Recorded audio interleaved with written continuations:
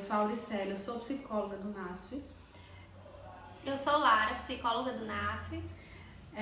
Vamos conversar um pouquinho com vocês sobre as questões relacionadas à saúde mental.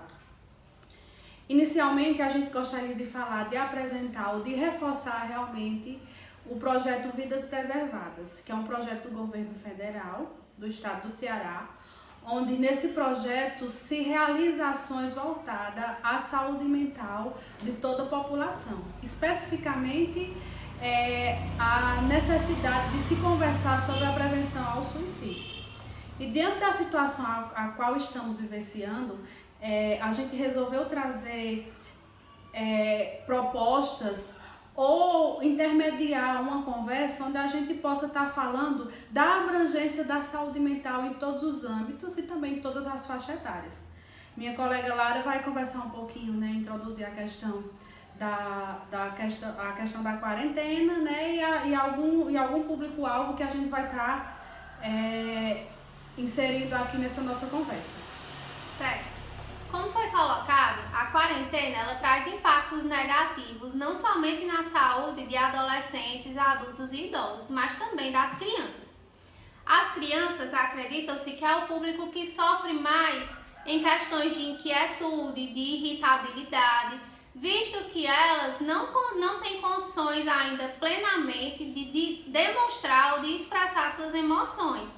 Então, a forma que ela encontra de expressar essas emoções que por hora estão tumultuadas é a irritabilidade e a agressividade. A gente observa nas atividades infantis e nos relatos dos pais algumas dificuldades em lidar com as crianças durante o período de quarentena, visto que foi reduzido a carga horária das escolas, né? Eles não estão indo para as escolas, e também algumas atividades que eles eram inseridos, por hora eles não estão exercendo. Então acaba limitando os espaços sociais, o que faz com que a criança ela fique com uma energia acumulada, ela não consiga descarregar toda a carga energética que ela tem, então dificulta ainda mais a convivência e a rotina familiar durante esse período da quarentena. Para que facilite, é uma forma que a gente encontrou de tentar gerar orientações para a população em geral, de como lidar melhor com as crianças durante esse período e também sugerir algumas atividades que elas possam estar desempenhando durante o período da quarentena. Nós desenvolvemos alguns pontos que podem ser discutidos e sugerimos algumas atividades também que os adultos podem estar fazendo com as crianças em casa para que seja minimizado o impacto negativo do período do isolamento social. É importante também ressaltar do porquê essa necessidade da gente conversar sobre essa situação ou sobre esse questionamento voltado a crianças. A gente tem recebido diariamente alguns questionamentos de pais no sentido de dizer, meus filhos estão com medo, eu não estou conseguindo lidar com o dia a dia das crianças estarem só em casa, a criança não está conseguindo dormir, eu não sei como falar com meu filho sobre essa realidade a qual estamos vivenciando, que é a questão da pandemia, do Covid-19.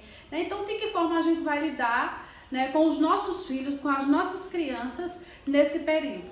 Né? A gente vai dar aqui algumas dicas, algumas sugestões que pode ser favorável, né, e ajudar, né, nessa forma de conduzir. Certo. Primeira coisa que a gente orienta é que tente se estabelecer uma rotina, certo? É importante que a criança ela não perca durante esse período de quarentena a noção de cotidiano.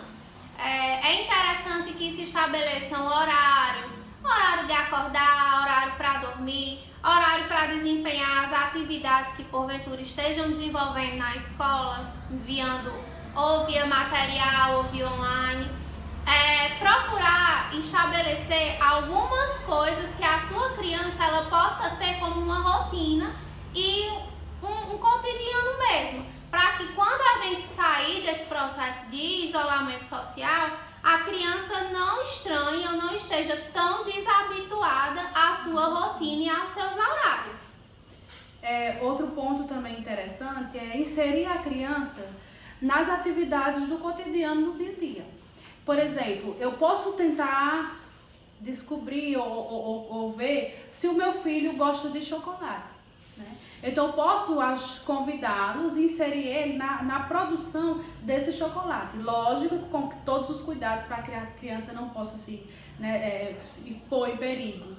Pode também convidá-los no sentido na organização dos brinquedos, das atividades diárias, né, de casa, a questão de fazer leituras, né, e brincadeiras, sempre tentando inserir a criança nas ações do cotidiano. Organizar seu quarto, dentre outras atividades, de acordo com a realidade de cada família. Certo. Uma terceira questão que a gente pode discutir é tentar desenvolver atividades lúdicas em conjunto ou que envolvam alguns membros da família.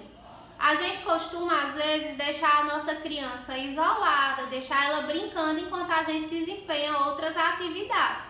Então, o que a gente sugere nesse período é que os pais, os cuidadores, as pessoas que são responsáveis por esse cuidado com as crianças, elas estejam mais presentes na hora de brincar, desenvolver ações em conjunto, para que tanto esse vínculo afetivo, familiar, ele seja preservado durante esse período e até mesmo reforçado, como para a criança se sentir apoiada durante esse momento em que ela está com suas atividades restritas. É importante também esclarecer e explicar às crianças o que está acontecendo, né? Lógico que a gente não vai utilizar a linguagem científica, uma linguagem que não seja acessível à criança. É importante que a gente tente ficar calmo, ficar na altura da criança, olhar no olho dela e tentar explicar de que isso é uma fase que vai passar e que logo a gente vai ter a oportunidade de estar com os coleguinhas, de voltar para a escola, de sair de casa, de brincar. Mas é importante que a criança possa saber o que está acontecendo no dia a dia. Outra coisa que pode ser colocada como estratégia é a estimulação de práticas de atividade física em casa, certo?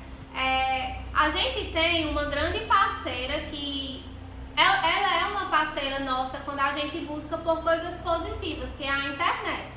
E toda hora a gente pode procurar ou atividades físicas que a gente possa desenvolver com essa criança, ou jogos que a gente possa desenvolver, atividades como labirinto, como pequenas maratonas, para que ela também gaste essa energia que ela tem acumulada e ela consiga extravasar de uma forma positiva essa sobrecarga que ela está vivenciando no momento. Isso mesmo, né? Tentar trazer algumas brincadeiras, esconde-esconde, né? Adivinhações e tantas outras atividades divertidas que dá para trabalhar, que dá para se realizar com a família.